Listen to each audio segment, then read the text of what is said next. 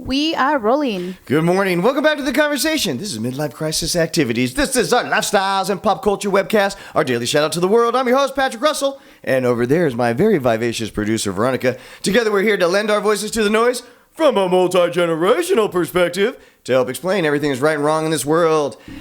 Good Hump Wednesday to you, Veronica. You know what I always say, that the problem with rules and laws is that they have to cover even the stupid people. Am I right? Yep, definitely. And, sad but true. So enter in Alec, Baldwin, and the people responsible for the movie production of the movie Rust that led to, of course, that tragic killing of the cinematographer.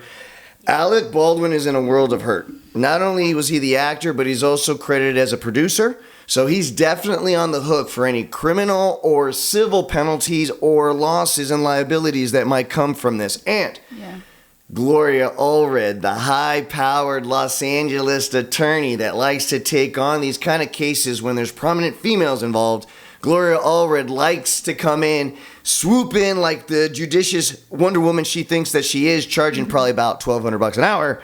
And, of course, gobbling up all the media time, which means this isn't going to go away for Mr. Baldwin anytime soon. So, you know, we have government warning labels for a lot of things, Veronica, because, unfortunately, there's just a lot of dumb people out there that do a lot of dumb things, right? I mean, pepper spray, having the government label that it's not good for consumption. The Clorox. Whenever you Clorox, the cleaning supplies, the Tide detergents, absolutely. We have those warning labels because people were stupid enough to test that. We also have power tools. We have government warning labels that remind us it's not safe to operate power tools around small children, right? Good one to know. Yeah. We also have the big, large equipments. You know, thanks to these government warning labels, that it's not proper to operate one while you are inebriated, right? While you are, basically drunk. You know that's right. You're not supposed to operate the vehicle while you are impaired in any way, right? Yeah. Okay. Which it makes sense, but once again, we do have to have those rules. Well, it makes sense, but that's the point. These things all make sense, but yet they have to be reminded because there's stupid people out there that are willing to try these things out for themselves. The classic one being the hairdryer. We now are reminded by the government warning later, but that's not safe to operate your hairdryer while you're showering. Am I right? Mm-hmm. So OSHA is now sweeping in, and the likely fallout from all of this tragedy will be more rules, more regulations, more work site regulations and safety guidelines that are going to cost more money in order to make a movie. Now, for the bigger movie producers, not a big deal. They'll just pass that extra cost on to the consumer, us. But, no worse for the wear, right? Business, just cost of doing business. But not so for the small independent movie makers, right? How much harder is it going to be for those the young movie creators to come up with now the new extra cost that they will need in order to get the permits that they need, to have the safety officers that they might need?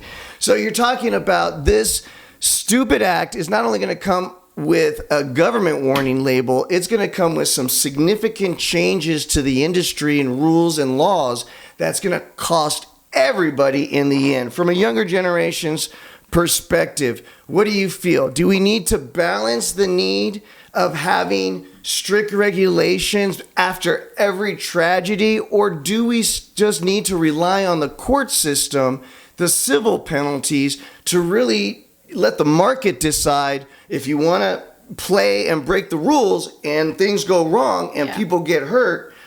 Let the courts decide how bad it's going to be, or is that not enough? Yeah. Your thoughts? As a business owner, I think it's better just for us as companies to implement, even if it sounds too silly, those regulations, just because it's probably gonna minimize the volume of hurt that possibly can happen.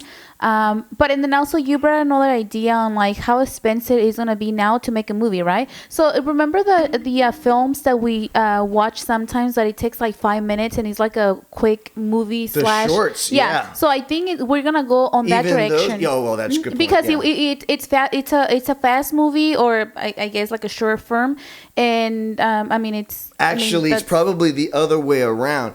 This is where, let's say, the Republican conservative caucus in government and in the population have a point.